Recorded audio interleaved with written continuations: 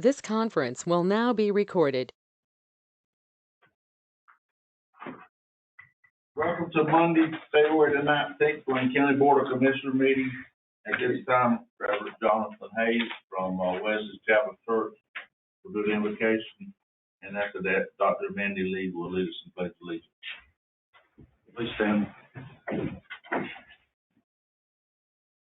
Our most gracious Heavenly Father, we thank you for this day that you've given us. Lord, your word says this is the day that you've made, that we rejoice and be glad in it. God, we remember Hebrews chapter 4, which says that we don't have a high priest which is not touched with the feeling of our infirmities, but was in all points tempted like we are, yet without sin. The writer also says, Lord, that we could come boldly to the throne of grace and obtain mercy and find grace to help us in the time of need.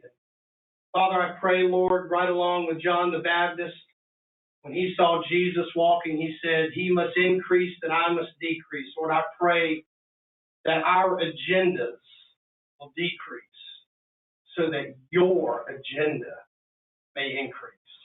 I pray for peace in this room. I pray, Holy Spirit, that you would guide every decision. Lord, you said your word says wisdom is the principal thing, but with all of our getting to get understanding. I pray understanding. I pray unity. Lord, I pray that Bladen County would continue to be a beacon of hope, of healing, of love, and restoration. And I ask all of these things in Jesus' name. And everyone said, Amen. I pledge allegiance to the flag of the United States of America and to the republic for which it stands, one nation, under God, indivisible, with liberty and justice for all. Thank you, Reverend Hayes. Yes, sir. Thank you, Dr. Lee. Entertain a motion to approve the consent items. Second. Mr. Britt, second by Mr. McGill. Any discussion? All in favor, say aye. Aye. All opposed? Item 3 is a public hearing to receive comments regarding the 2024-25 budget priorities. I declare a public hearing open to hear any comments around the budget. Is there anyone here to speak about the budget?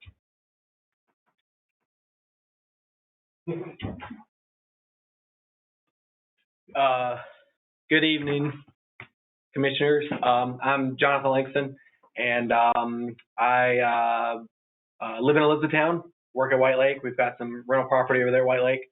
I am no longer the president of the Elizabethtown White Lake Area Chamber of Commerce. I've passed the hat to somebody else and all. But basically, what I wanted to say about the budget was we have a big pie of money for a bunch of things. Education is a large amount of that pie, and I think that y'all will agree that education is a reinvestment in our community, into our kids for the coming years and all. But in that also, I wanted to talk about our trails. So I thru-hiked the Appalachian Trail in 2008, which is a trail that runs on the eastern coast from Maine down to Georgia. It was 2,176.2 miles when I did it, and we have a trail in North Carolina called the Mountains of Sea Trail. And in segment 13 is the Carolina Bay Lakes segment.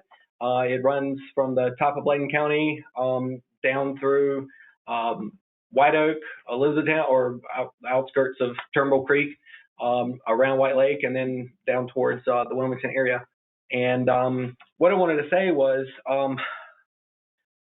for your budget, we would like to maybe have some money set aside for those trails, not for just throwing money away, but more as an investment. And there is a Great Trails State Coalition for North Carolina.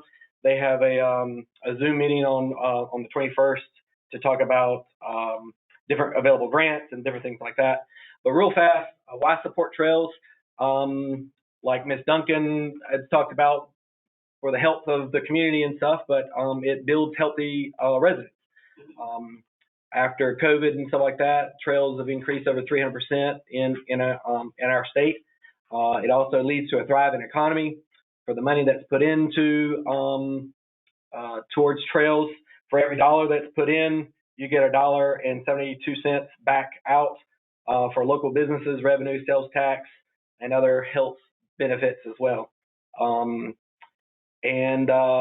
The statewide impact for tourism, but mainly, like I say, that's outside dollars that are coming into our area, and but it's also for the benefit of the local people that are here for their health and wellness. So anyway, just wanted to say, I don't have a budget amount, just to say put a certain amount of money aside, but we've got several trails that are called shovel-ready trails, Bushy Lake and Sug Mill pond trails. They've got a total cost of $360,000.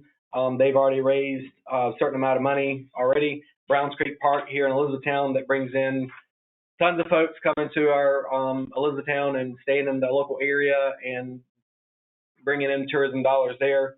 That total construction cost is $300,000. They've got private funds that have committed $35,000 already. And then also the Turnbull Creek Trail is an extension of the Mountains to Sea Trail, new bridges and different things like that. That total cost is $275,000. But just to say, no commitment today, but just to say over the next year or maybe in your budget to kind of say, hey, let's reinvest in our trails in Bladen County for the benefit of the residents, for their health, but also as a way of economically stimulating that growth in our county. So I think that's it. Sorry for going over. Thank you. Anyone else like to speak at the public hearing? Declare the public hearing closed. Next item is individual delegation wish to address the commissioner. Crystal, Good evening. I'm here today representing Friends of the Bladen County Public Library. We help support the programs of the public library. And if you haven't been there in a while, you need to go visit. You need to go see some of the things that they've got going on. They're always looking to expand. We're always looking for, of course, money to help them. What I've given you is you should have a flyer kind of advertising the Friends of the Bladen County Public Library. We're going to really focus on membership this year. We have several major fundraisers during the year to help support their programs. We give them quarterly monies for the children's programs, for the book club. And we help support the ambiance with the coffee bar and things like that and other things as they need. So you've got a newsletter from February. You've got the sign supporting, advertising the Friends of the Bladen County Public Library. If you could find a place to put that. If you know somebody who would post that, we'll be doing some on our own, but anything you can do to help is great. And you also have, because I know how much, I want to thank you for supporting the library in the past. Keep supporting them. Woohoo. And if you'd like to support them individually, to join the Friends, it's $10.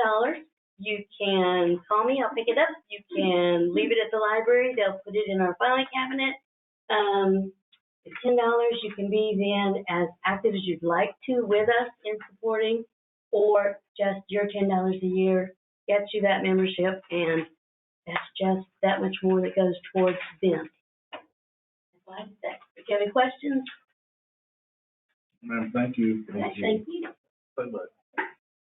Anyone else, Mr. Ray?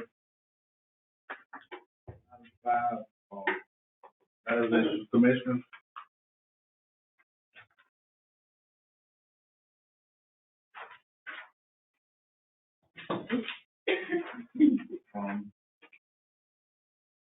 Consider approving a funding request amount of $100,000 for a Cape Fear River Bridge Line project. What's the pleasure of the board? Make a motion to approve. By Mr. Gill, second by Mr. Ellis. Any discussion? All in favor say aye. Aye. All opposed? Item B is consider amount of $200,000 to help the town of Elizabethtown with the runway rehabilitation project. What's the pleasure of the board? Motion by Mr. Britt, second by Mr. Ellis. Any discussion? Yes, Mr. Peasley. General Peasley. This $200,000 have, this is one that we was talking about back about a year ago when they were talking about doing the runway, the annexation onto it. We was looking at the fund coming to the town. Is this the same one? I can't tell you when we talked about it, but this was when they started taking off the asphalt and resurfacing, they found some weak spots and they had to come back and go deeper, and it cost more money. That was on the total runway, right? Yeah. Okay, all right, I thought. All in favor, say aye. Aye. All opposed? Item 6 is Bladen County Water Department. Motion's on water board. Second. Second. So you said from water board, Mr. Kip and Mr. Logan. Good evening. A few months back, we had the opportunity to apply for a grant called an Asset Inventory Assessment Grant, and we have received notice of funding for that. I'm going to turn this over to Mr. Logan. He's going to explain what's happening with that and what they're going to do for Bladen with those funds. Yes, sir. Thank you, Mr. McCleary. Good evening, board. It is a pleasure to be here tonight. What you do have before you is a resolution to officially accept the funding.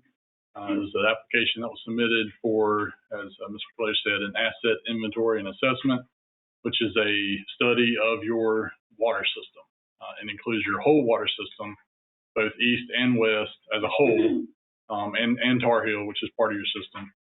But what it does is several things. We'll study the system. What we'll start with is mapping. There'll be a lot of efforts in mapping. You have a little bit of GIS maps now, digital maps. You have a lot of paper maps, big stacks of paper maps, lots of records. This project, one of the motives is to not get rid of, but to preserve all those paper maps, get them in a digital form, get them to a more usable format for Ms. McCleary and your water staff, so that in the middle of the night when they're trying to find a water line, trying to find a valve or a hydrant, they can pull up these digital maps and go find them quicker versus having to dig through the paper files. So mapping, there's asset inventory assessment is exactly what it says. We inventory the assets. We look at their condition. So how old are they? What material are they? What's their current life? What's their expected life? What's their useful life? We'll do that for every segment of pipe, every part of your system, all your wells, all your tanks. And what you're left with is you're looking at priorities and where do we need to focus? What lines are our biggest risk of needing to invest in? Which ones are the oldest? Which ones are in the worst condition? Where's the money best spent as far as on the existing infrastructure? You'll have a capital improvement plan that lays out at least 10 years of need in the system, and all this is wrapped up into a final report that'll come back before you for review or presentation and adoption. One of the very important things and beneficial of this is once you have all this in place and you have that capital improvement plan, if you do have needs, and your system is getting older, what they'll do is you can go back to the state. This is funded through NCDEQ Division of Water Infrastructure, and it does give you additional points in a competitive market to get additional funds, go after additional grant or loan offers that they may have. So it's about a 2-year timeline from start to finish on the project, and we'll push on that and try to get started as quick as possible. I send a motion to approve the adopted resolution. So moved. Cameron, second. Dr. Ongoing. Any discussion? Question. Okay. Dr. Ocean. When we started, we've been adding new lines, new wells, and for the last at least 4 years, I've done. Okay. We not have the mapping and a location and strategic plan for them already. You do, but it's you have hard copies, right? And you do have some digital formats, at least the new ones. But a lot of your system was put in the 90s, 80s, 90s, even early 2000s, and digital, records have came a long way since then. All the digital formats are a lot more affordable to keep, and PDFs, images, all that. So you have all the newer stuff you have in digital format, but you just have a lot of old. Time frame for that is Scanning and mapping. The first 6 months of the project will be dedicated to mapping and scanning. So, The only question I have, will this project in the future extend accessibility to the citizens up to for water? it'll be up to you and your staff of how much is public knowledge. Because we've had some citizens come in asking for water now, and we can't get it to them. Yeah. So I was wondering, would this extend that accessibility at all? What this actually does is gives us more of a picture of what we currently have and what its condition is. Since some of this system was built in the late 80s, early 90s. And I will say this, LKC's done us a tremendous job since they've been on board, but part of your system was built with a different engineering firm that no longer exists. So some of those oldest records, we have the only records that are there. And a lot of this stuff is not in digital format for the oldest of the system. Also, one of our goals is to try and get this on GIS. So when you pull up your GIS, you can look at an area, you can see where a water line is or isn't on our present GIS system. So that's one of the goals with this, is to help do that. But the bigger thing is knowing the age of our equipment, the condition of our equipment. Some of these wells are getting aged now, and they're going to have some money for maintenance and things like that. And that helps us map going forward how we spend our money to get the most efficiency from our system. All right, thank you. Gardner? The person I was asking, something along with you just said, Mr. McClure, is this going to have any effect on, got like old lines, and would it be a session of the how the quality of water that we receive, or placement of old worn out, like wells deteriorating that need to be replaced? All that can be in this. Yes, sir. Condition assessment. You already have a model of your system, but what we'll do is update the model, and we can use that to help identify potential water quality issues and solutions for those, as far as looping lines or flushing lines on a more frequent basis. And this will help with that. Yes, sir. Because I'm like with the PFAS situation, if something needs to be flushed, or this going to be a part of it. But that's not it. Well, I think with the PFAS situation, if there's areas that need extensions, then this will give you what you need to prepare for those extensions quicker. So you can know where you have lines, what size they are, and if you're going to extend lines, then you know, okay, well, we got to start here, and then we got to get X number of feet or miles to the next spot. Just a word of, I guess, testimony. Attended the Lumber Council of Governments meetings on Friday, and recently there was a leak in Elizabethtown. And initially, Dane Rideout got a call at 2 o'clock in the morning. The estimates was $120,000 to $150,000 to repair it. But immediately they were able to realize that where the leak was, they had GIS mapping. So they were, rather than repairing what was broken, they were able to reroute it because they knew where everything was, and it cost less than $10,000. So, that was pretty cool. I'd never heard of GIS mapping and, with water lines. So that was a pretty good example. Don't hold me to this for sure, but I believe they have one of these studies already done. I think the COG helped them with it before. Yeah, they did. So the town of Elizabethtown's already done this, and it's already proven in one instance $120,000 or $30,000 savings. So pretty cool. Any other questions? All in favor, say aye. Aye. All opposed? Consider approving agreement to furnish professional engineering service for this. Mm-hmm. The Gillespie, second by Mr. McGill. Any discussion? All in favor, say aye. Aye. All opposed? Thank you, Mr. Logan, Mr. McGill. Thank you.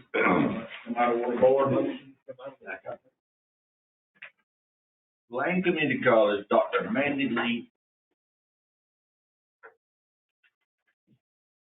Good evening, Chairman and board members.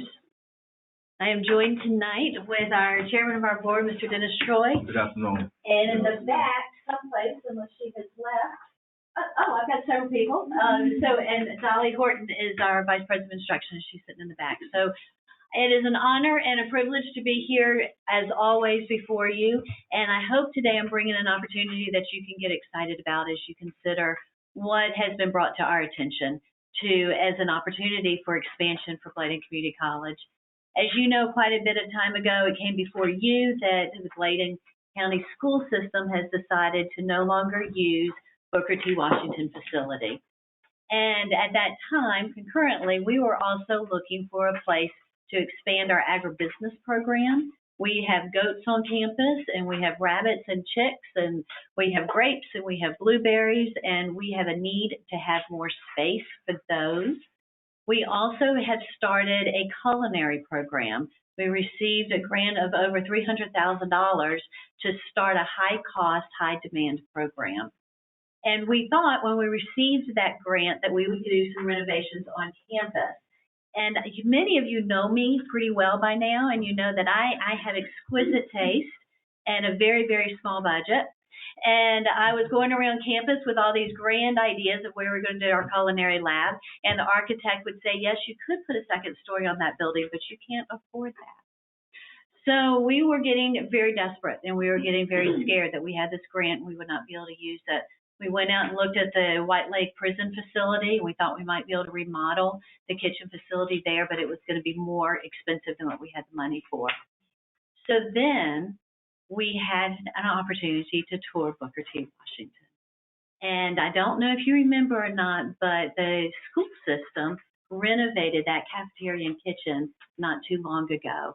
And would be an opportunity for us to move in and be able to use that facility immediately for our culinary program, and the equipment would be included as well.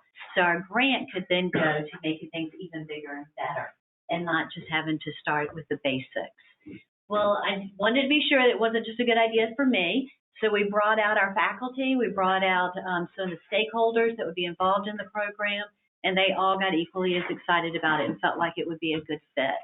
We had county personnel come as well. Mr. Martin at the time came and he gave us his assessment of the idea. And we've also taken it before our board and received their support of expanding the college facility to include Booker T. Washington and Clarkton. So from a little bit larger perspective, some things that I know you need to know, and you've got some information in front of you. Your job as our operational maintenance facility budget stakeholders means that our budget would have to increase. So I wanted you to have that information before you as you make this decision.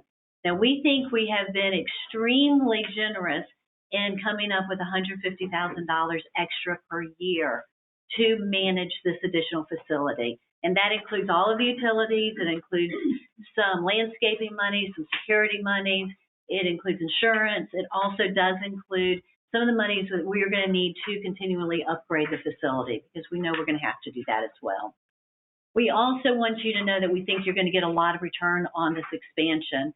Besides the two programs that we're talking about, the agribusiness and the culinary, I'm really, really excited to be able to make that gym and a place for community to have events and reunions. And I've heard that there may even be some churches that might be interested in using that space.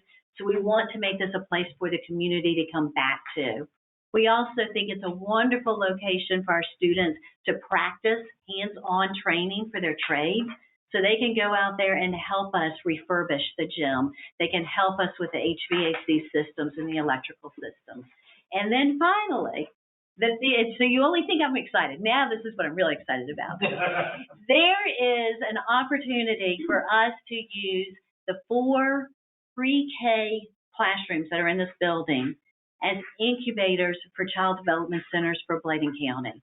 So this is an idea that was started in Michigan. It's been extremely successful. Western North Carolina is starting to pilot it. So we're going to let them work out all of the kinks, and then we're going to come in on their coattails, and we're going to have this opportunity for a place for our citizens to start child development centers, get on their feet, and then grow, because we know that's an area that we are lacking in our community. So, a lot of information. I don't think I've touched on everything that you have in front of you, but I'm prepared to go into more detail. Mr. Troy may have some comments as well, and I want to answer any questions you might have. Brett, as I've mentioned some of this to y'all previously, for the opportunity of the growth that the college has and this opportunity for the land that's involved and the buildings involved, it's probably, no doubt, the most reasonable thing that we've ever had the opportunity to do when you start looking at new structure and cost.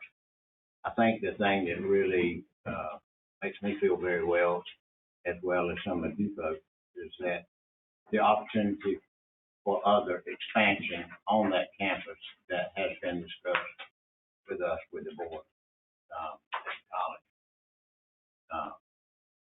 As your trustee representing the commissioners at the college, I support the endeavor and the excitement, and I think it's the right thing to do. And for the price, I think we get a lot of. I encourage you to support. I'm going. I have a couple of questions. On the timeline, when you talk about when you started and how long will it take you to get them operational? Thank you so much, because I did not talk about that at all, so thank you for asking. So, we do still, once you approve, so I'm gonna hope that y'all are gonna approve it. So once you approve it, it does need to go back to the Board of Education for their final approval. The Facilities Committee has already approved it, and they're waiting for your decision before they take it to their full board. Once we do that, then we still have to take it to the State Board of Community Colleges, and they have to approve it. We also need to have an updated environmental study completed. So that's been done several times by Bladen County Schools, and so we've already contracted with the person, but we will need to get that scheduled before we can actually start anything. The kitchen is ready. You will need to do a deep cleaning and get everything. It hasn't been used in a long time, so we'll need to make sure everything's working and it's operational and safe. But we would really like to be there by summer. Good. Yes, ma'am. We talked about return on your investment. So when you talk about using the programs, the culinary art, how many students we're talking about, and that you have places, interns for them, opportunities to work? Good question.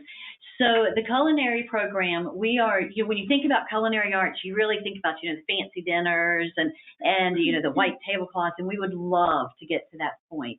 Right now, though, we want to start with some very basics. We want to teach nutritional services. We want to teach how to be effective in the hospital cafeteria, in our public school cafeteria, having the child development centers on campus. We also have a program for our adults who are intellectually disabled or developmentally delayed is already there. And we're going to do some community gardens. So with all of these things together, we feel like there's an opportunity to really teach our young people how to eat healthy and what to do with some of the things that we're going to be growing right there on that campus and right around them. We've started our culinary program already. We're offering classes on campus through continuing education. We've done some soup classes, some Mediterranean classes. I think there's been a couple of others. And then we're also at Carolina Crossroads and teaching students out there so they'll have some skills when they go back into their homes. To start off, we're thinking probably 8 students in a class. And these are certificates. Okay. So yes, ma'am. Right now, we're going to keep it in continuing ed and work towards certificates. Most of the OSHA certifications are certificates, and then over time, we'll move it to curriculum if there's a demand. Dr. Ms. Buckley, I'm looking at the type of curriculum you're trying to put in place. Would this be accommodating to the kids coming out of the high school? Because I know some of the kids, like the Exceptional Children program, have some degree of difficulty. Would this be integrated in the school system where it would be functional for all the kids to be successful in it? Because I know that's been an issue. Absolutely. Will you integrate these programs throughout the curriculum and make sure the schools in Yes, alignment? sir. So the culinary, we're already working on a pathway for the high school students, so it would be a very easy transition for them to continue to work their way up. There's a new grant that has been started with Brunswick Community College, and I believe it's Catawba Valley Community College for IDD, and it has been extremely successful. We were not ready to be on the second phase of that grant, but if this all falls into place, we will be involved with the third phase. I think there's a lot of opportunity to grow our compensatory ed program and to help those individuals to be more successful in the workforce and in the community. So yes, sir. Your revenue that you have here, what the breakouts, what explanation do they have on that? Sure. So when you see the FTE, that's talking about our students. And so we are estimating about 100 students would come through the program every year. And again, we think those are low estimates. We think there'll actually be more than that. And that is a duplicated number. There's a rental on there. So, I talked about the gym. So we think there'll be some opportunities to rent the gym. There's also some other shared spaces, and we're hearing that there is some community demand for maybe some administrative places, some work from home office type places. So we're investigating all of that. I haven't taken that to my board yet, so that's a little bit new information for them. But that's where some of that is coming from. And then the child care rental is for those child development centers, and that would be a very, very minimal cost for them, but something just to show the rental and so that we can upkeep those spaces. Thank you. Mm-hmm. What kind of shape is that multipurpose building that gym's in? I ain't been over in years. The gym is in great shape. It's now let me say, I was expecting it to be in really, really bad shape, so perhaps my bar is not very appropriate. If you walk into the gym, the floor is still that original wood floor. It does appear that there was a little bit of taking advantage of some opportunities, and some young people got in there and sprayed some fire extinguisher all over, so it has that white dust from a fire extinguisher that's all over it. So it's a little hard to see everything. There may be some surprises once we clean it up. It looks like the windows may still be just boarded up, but still be in there. And it does, I think the locker room and some of the office area in the back of the gym will need some love. But it's got built-in, I wouldn't say stadium seats. That may be a little generous in description, but it's in relatively good shape, actually. No question.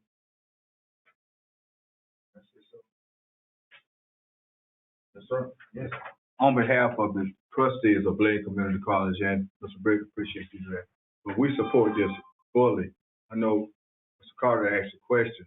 If you go into any of the school systems, which I go into, Paul R. Brown, West Bladen, East Bladen, charter schools, and you talk to a kid that's in those schools, they talk about the classes they're taking at Bladen Community College or want to take at Bladen.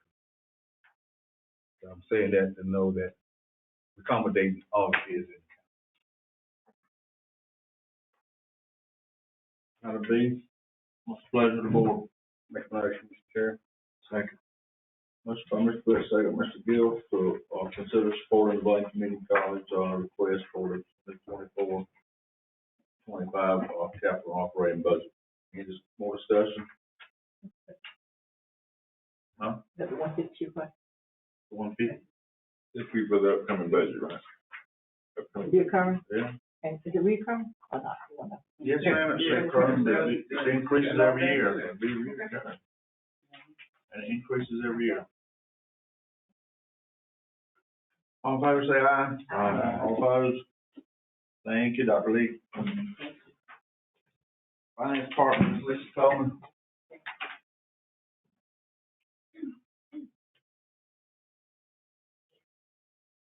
Good evening. I am proud to say that we are finally clear of the cyber attack, except for our software. We have caught up on all of this. All of our backlog was been keyed in, and we are now where I can give you a dashboard for January. Praise be. It's been a struggle, but we've got it.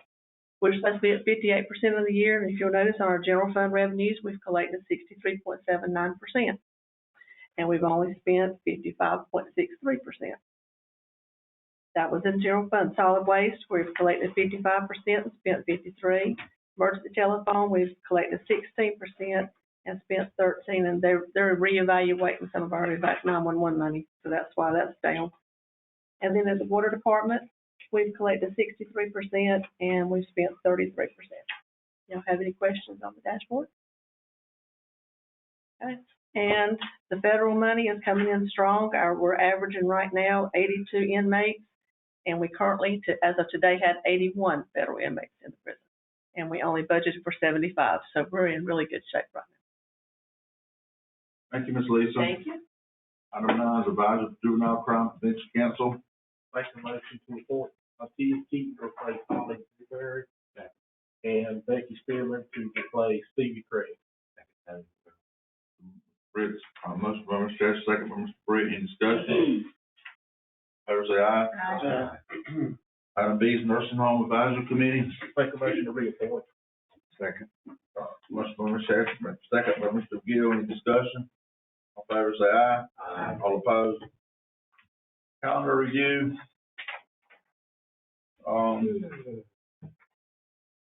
In the morning, 8 o'clock is the chamber meeting. In the morning at, 8 o'clock is our salary committee. We need to move that. When that's Mr. Bullock and Todd Dillon, Britt, myself. Talk about 4 days when we're gonna move it again. The 24th cleanup day at Harmony Hall. Anybody wants to participate in that at 10 o'clock? Then at 10 o'clock, the Battle of Moores Creek Bridge in Curry. That's from 10 to 4. Sunday the 25th, it continues on. 2 p.m. Black History Month at Harmony Hall, 2 o'clock, Sunday, 25th. 26th is Brazil Blaine Coalition. Who goes to that? 11 o'clock. Who's meeting is that? Is that anybody? Everybody? Okay. 27th is Healthy Bladen Collaborative, 9 o'clock at the health department. 6 p.m. MCAB is at Clarkton Town Hall. And 6 o'clock also the NCACC District 5 meeting in Lumberton at 5 o'clock. In March the 1st is the grand opening of the Blackburn Town Square ribbon cutting, and it's at 11:30 in Blackburn. Saturday is Cycling League Browns Creek Park at 9, from 9 o'clock to 6 o'clock. That's supposed to be really, really big. That's huge. A lot of bicycles coming in. Saturday and Sunday, 2nd and 3rd. And then we have prayer service at 8 o'clock on the 4th, right here in the courthouse, right here in the commissioner room. And then we meet that night at 6:30. Dublin Peanut Festival Fish Fry is March the 9th from 11 to 2. That's at Lou Mill. March the 11th is Health and Human Service Advisory Board at 5 o'clock at the Health Department. 12th is Substance Misuse Task Force meeting at the Health Department. That's at 2 o'clock.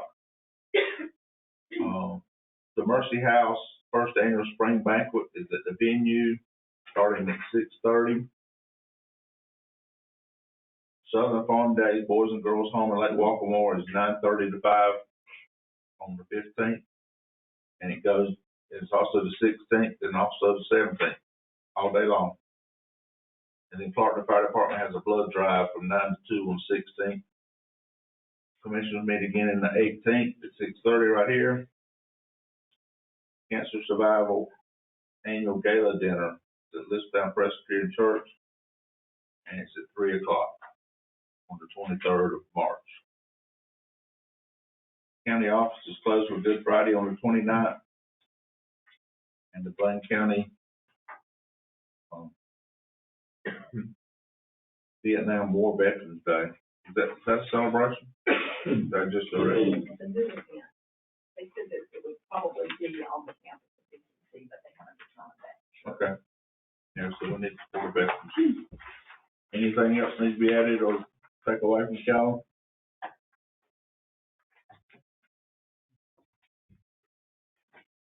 Individuals, delegation wish to address the board. Ron Myers. Mr. Myers. Good evening, Mr. Chair, Dr. Montgomery, gentlemen. My name is Jerome Myers. I live at 134 East Graham Street in Clarkton. I was sworn in as mayor on the 6th of February. And I'm coming here to address you all. My interest is to grow Clarkton. I moved here in Clarkton January 15th of 2010. I was postmaster there from 2008, August to present. Now, you all drive through Clarkton quite a bit, probably. We are considered an old retirement community. I may look old, but I'm not old. They look old and they act old, but I'm not. And, we want to do some things down there to, get the young people, they grow up, they graduate from school, and they go to Raleigh and Greensboro and New York and Georgia and all of these places. But we want them to come back to Clarkton. So I'm going to need your help on that. Been talking to Dr. Mungoins, Mr. Bullock, Dr. Ellis. But I wanted you all to see my face so when I call you, even though you're not my direct representative, know who you're talking to. Also, Dr. Lee, I came with the intent to talk against BCC getting Booker T. Washington School because I think our babies should be in our town and the school is already there. But I don't oppose because she and I have talked and she said she is willing to work with the community to ensure that the things of the community is taking place in that building. So, or at that campus or in that facility. So I take her at her word, and I know she'll do what she says because she has been doing that ever since I've known her. I've known Mr. Troy almost all my life. So they will do, I'm sure, what Clarktons need to be done in that school. My intent, and that's just me talking, haven't spoken to my board about it yet, is to get our kids back in Clarkton. We got some in Bladenboro. We got some here in E-Town. That's first graders through fourth grade. We got some in East Acadia. We need to get them back in Clarkton. When I came to Clarkton in 2008, Booker T. Washington was flourishing. Don't know what happened, but the Board of Education decided that they couldn't fund the school. If necessary, we'll put a charter school there. E-Town has them. Whiteville has them. They're all over the place. So my intent is to make sure that Clarkton strive. So that's all I have to say at this time. I appreciate your time. Thank you, sir. Thank you. Anyone else, Mr. Murray? Any matters, Mr. Commissioner? Yeah, one last one. All you guys, if you're planning on making the 27th meeting, we having a serving a meal at nighttime. You get a head count from you guys until you plan on setting on 27th at 6 o'clock in the meeting. Mr. Brett, if y'all get that call. Just a few words of encouragement to the gentleman. The mayor of Clarkson, Jerome. Stand up if you would, sir. Just the words of encouragement. It's a blessing to see someone in that community step up. We're the third fastest growing state in the nation. There's no reason why every town in Bladen County is not prospering and growing. The people are coming to this state. You've never seen the towns work together like they are doing now. It's a shame for the past few years that the money that was available to towns had someone been aggressive to work and push and take the lead. And I encourage you, and I'm sure you may already have, I work with Bladen County for the commissioners here, and Mark Gillespie does as well. And Chuck is from that area, and we've had more than one conversation about it. And there's a lot of opportunities that has been there, and I'm sure they will. And rest assured, Mark and I and Bladen County and the commissioner will work hard, because it's up to all of us to work together, but this can happen. Some of us is aging out, but we got a lot of folks following us. And it's up to us to help lead the way to set the path for the growth of our county. And I thank you. Any other comments? One question, maybe clarification. After we adjourned last meeting, it kind of hit me. We've got two reports that are kind of out there on the bridge. And one is that it was in Bladen Online or somewhere that the bridge had been delayed because of some change orders, and now we were looking at 2025. But then we were told in our last meeting it was still on schedule and as we understand, so what, do we know what is, because people are coming and saying, hey, I'm getting to. We need to go by the state engineer, we don't need to go by the news media. Whatever Ken told us is what we hold accountable for. He said it's on schedule, ahead a little bit. What he said, I don't know. Chairman, Hope so. I think that Carter was talking about, that was for the one in Lumberton, wasn't it? Okay. Yeah, entertain a motion to go in closed session according to NCG 143-318, 711A3, attorney-client privilege, and NCG 143-318, 111A6, personnel. Motion by Mr. McGill, second by. Second. Other members, George, all in favor, say aye. Aye. We'll read. This conference will now be recorded. Mr. Hester, all in favor, say aye. Mr. Chairman, I'd like to make a motion that we, in light of the fact that we've realized the cost of the county, attempt to be good stewards and to expedite the process of hiring a full-time permanent county manager, that we forego the process of selection of an interim, and that we keep things as they are with our chairman serving as acting interim until said time that we can find the permanent person. I second that. Motion by Mr. Cameron, second by Mr. Hester, any discussion? I just got one question though. I just have a concern because, our budgetary time is coming up and we need someone that's really experienced in providing budget for county. Not saying that I disagree with him being that, but we do need someone with some experience because, we're gonna find out later on, I think, if we don't get someone there that knows what they're doing, we're gonna lose out. Yeah. Really. I understand, can appreciate what you said to Mr. Bullock, but I do respect Ms. Lisa's 33 years of experience. I don't know anybody any tighter than probably she is to help direct us. And there again, I say that for you, me, them, probably more so than, our chairman, because I know we're all concerned about that, but, my first thing is I would rely on her and her experience. Agree. Mr. Chair, are you paid, compensated for 20 years? I have not been compensated as Ken so far. I know, do they think it's planned to eventually? They're planning, that's a lot on him to do. And no one, I know the statute says you can. You can, and it is But allowed. there's nothing. I don't think the motion that Mr. McGill made is just to keep him right now, not talking about compensation, but the statute does allow that. Yeah. My only question would be, now, when we started, and like I said in the back, I'm gonna say it public. We were told that it's gonna take about 6 months to even hire someone, but that's what we thought. Now, if we go into premises that, yes, we think we'll be able to, I don't expect expedient. I don't want to be safe, fast. I want to take our time, find someone good, and if you don't have one, if you don't have a candidate that's acceptable, then what happens? You stop, and you don't have anybody. And here we are sitting. Come back. So that's something that's my concern.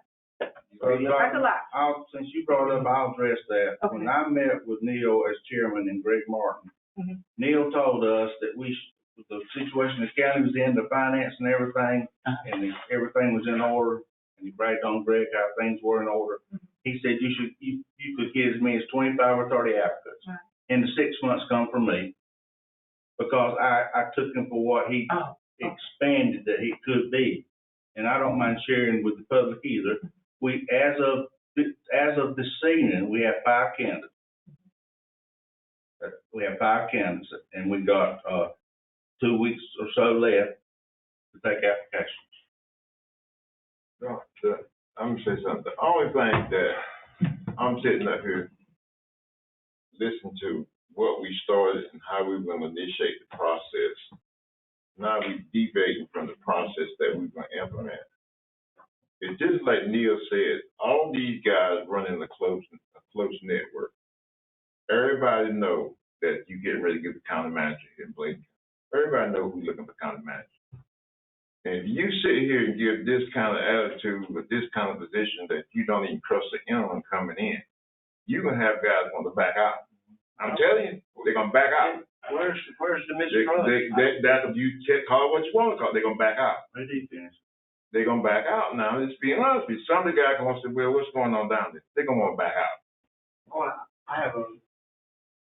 I wanted to say, and Charles Ray and I talked about this, that, you know, my first concern about the interim was I didn't know that we had to move into that particular role at first because I thought the chairman would be signing, you know, such declarations for the county to carry forward. And we talked about that, Charles Ray and I did. I think, and I was all for interim. There's no question. I'll say that publicly. But in lieu of, I agree with Pastor McGill, in lieu of like what we learned for this short period of time, and then having applicants that are going to be ready literally, potentially in 3 weeks, I just can't see moving in that direction unless, you know, and if we have to, we can revisit it, I'm sure. So I agree with Pastor McGill and Commissioner Britt that it just doesn't make fiscal responsibilities kind of have that kind of financial outlay for such a small window of time. And then that applicant, the interim, would probably be turned off if it was a short period of time, potentially. I mean, I don't know the answer to that, but, you know, it's, you know. Any more discussion? I'm just saying the only thing, The one thing, McGill, we didn't advertise for an interim. It's not been public knowledge, you know, other than right here in the county. It's not like we put out, you know, requests for resumes for an interim, and now we're saying we're not going to hire one. So I don't think that really holds a lot of, you know, weight there. The only thing I'm saying, I'm gonna let it go and we'll just go to a vote. But the thing that when we were talking with Neil, I thought he was saying the time frame would be lengthy for you to take time to find what you're looking for. All of a sudden, you got guys coming in, you got 5. He made it perfectly clear. The first 5 you may not want. He made that perfectly clear. He said you need to take time to find somebody because you may come in, the guys you look at the first round of may not be who you want at all. Okay. Doc. I think he asked my question. I want some clarification. Okay. Any other question? All in favor, say aye. Aye. All opposed? I suppose. Ayes have it. Thank y'all, thank you. Motion to adjourn. Second. And y'all, I think we ought to just say praise the Lord for Rodney looks so good tonight. Yeah. I thought he looked good. He said, I ain't heard that in a while. He looked good, man.